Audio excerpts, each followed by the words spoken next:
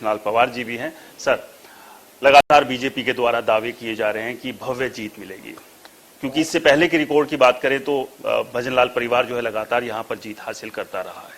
Bharatiya Janata party और JJP party का संयुक्त उम्मीदवार भव्य बिश्नोई को बनाया है। तो पूरे आदमपुर विधानसभा में 180 बूथ है, 55 विलेज है।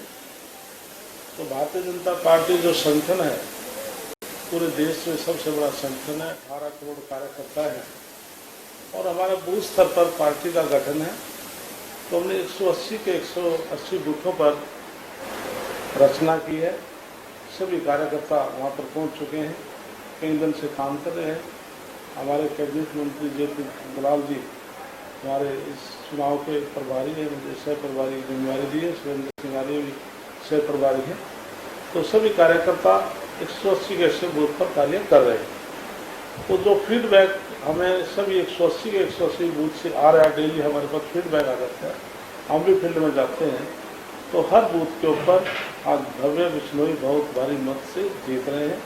और जैसे जेपी दलाल जो हमारे प्रभारी दिन बताया कि 54 साल से आदमपुर विधानसभा के मतदाताओं ने चौधरी भजनलाल या उसके परिवार पर यहाँ जीत दिलाई है। चौधरी भजनलाल लगातार जीतते रहे हैं, चौधरी भजनलाल के धर्मपत्नी जीतते रहे हैं, कुलदीप बिश्नोई परिवार के लोग लगातार यहाँ से जीतते रहे, इसलिए आज भी उनके प्रति आस्था है।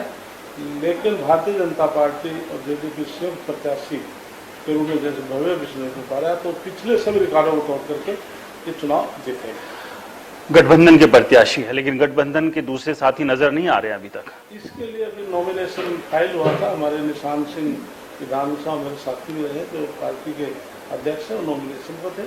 और समय समय पर हमारी जो ज्वाइंट मीटिंग होगी, अभी वो विड्रॉल होना है। तो इसमें तो जब सिंबल मिलने के बाद संयुक्त तौर पर सभी कार्यकर्ता अभी फील्ड में काम कर ही रहे हैं। तो निश्चित तौर पर आपको नजर आएंगे जेजेपी के बीजेपी के वरिष्ठ नेता फील्ड में आपको काम करते। यानी कि ये उम्मीद की जा सकती है कि चुनाव प्रचार में जेजेपी के बड़े जो नेता हैं, चाहे दुष्यंत की बात कर लें, अजय चौटाला की बात कर लें, तमाम जो लोग हैं वो नजर आएंगे। वो उम्मीद शब्द आप काट दीजिए, निश्चित समझिए कि दोनों पार्टी के नेता ज्वाइंट तौर पर काम करेंगे। जी, इसके अलावा क्योंकि बाकी जो उम्मीदवार हैं वो भी लगातार दावा कर रहे हैं, जयप्रकाश की बात कर लें, वो ये कह रहे हैं कि भी बिश्नोई जो कुलदीप बिश्नोई हैं वो तो कभी किसी पार्टी में कभी किसी पार्टी में स्थायी नहीं है उस पार्टी के, और इस बार जो है कांग्रेस जो है वो बाजी मारेगी, क्योंकि गढ़ भजनलाल परिवार का नहीं बल्कि ये कांग्रेस का गढ़ है।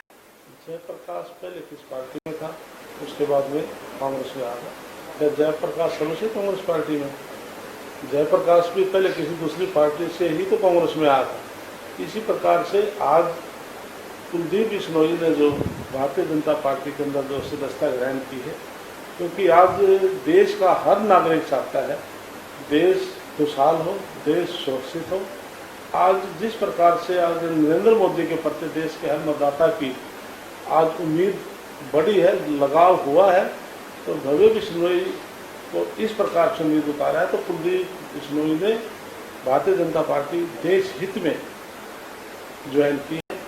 जिस तरह से देश के हित में आज आम नागरिक की सोच है, तो मैं उनके साथ क्यों नहीं जुड़ता। आदमपुर के उपचुनाव को गेटवे ऑफ हरियाणा भी कहा जा रहा है कि 2024 के जो विधानसभा चुनाव है उसकी झलक या झलकी जो है इस चुनाव से देखी जा सकती है। क्या मानते हैं आपकी कुछ असर 2024 के चुनाव का इस चुनाव से पड़ेगा? प्रजातंत्र में जो लोकसभा है, विधानसभा है, कोई भी प्रतिनिधि 6 महीने का रिजाइन दे देता है, कोई इंसिडेंट हो जाता है, तो 6 महीने में चुनाव स्वाभाविक है, इलेक्शन कमीशन की हिदायत।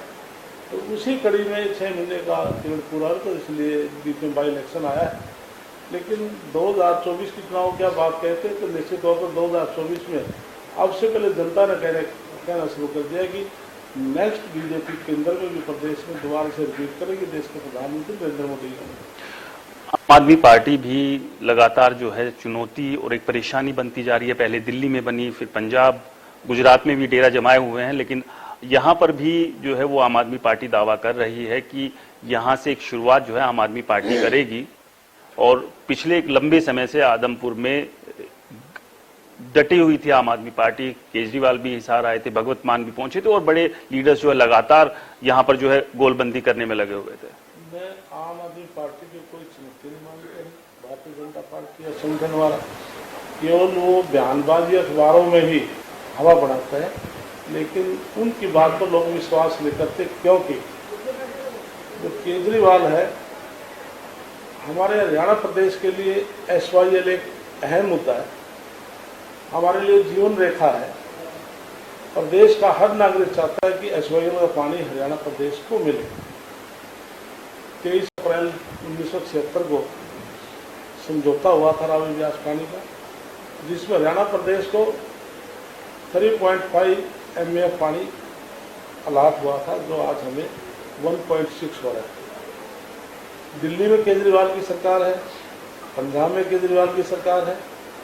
पंजाब में जाकर केजरीवाल बयान देता है कि मैं एक बूंद भी पानी हरियाणा को SYL का पानी नहीं जाने दूंगा। हरियाणा में आकर भाषण देता है, मैं आपकी एक एक बूंद आपका SYL के माध्यम से हरियाणा प्रदेश को लाकर दूंगा।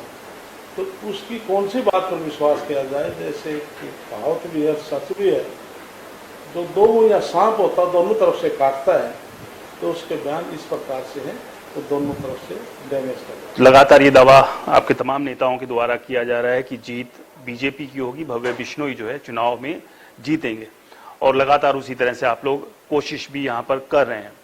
जो पिछली बार की बात करें, जो 2019 के चुनाव हुए थे, जब बीजेपी और कुलदीप बिश्नोई जब कांग्रेस में थे, आमने सामने थे, जो तब जीत का मार्जिन कुलदीप बिश्नोई के था, तो क्या लगता है कि वो इस बार बढ़ेगा या कुछ कम होने वाला है? निश्चित तौर पर जो पीछे बीजेपी का हम खुद ही हम मानते हैं, हमारा यहाँ पर बीजेपी का संगठन इतना मजबूत नहीं था, जिसकी वजह से हमारी सामान्य फोगाट हमारी पार्टी कैंडिडेट थी, लेकिन 26,000 से ज़्यादा वोट उसने ली थी।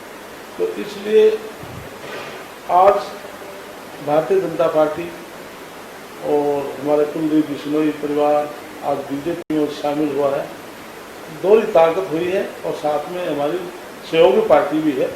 तो इससे अब अंदाजा लगा से निश्चित तौर पर मार्जिन जो पिछले के जितने मार्जिन से जीते हैं संबंध साल में, मैं मानता हूं कि उन सब का रिकॉर्ड हो रहा है। सीधी फाइट किसके बीच देख रहे हैं? हमारी किसी के साथ कोई फाइट नहीं है। दूसरा तीसरा स्थान लड़ाई लड़ने के लिए जो पीछे बाकी दल दूसरे तीसरे के लिए अपना लड़ते रहें, यहाँ एक तरफा है, जीत पक्की है।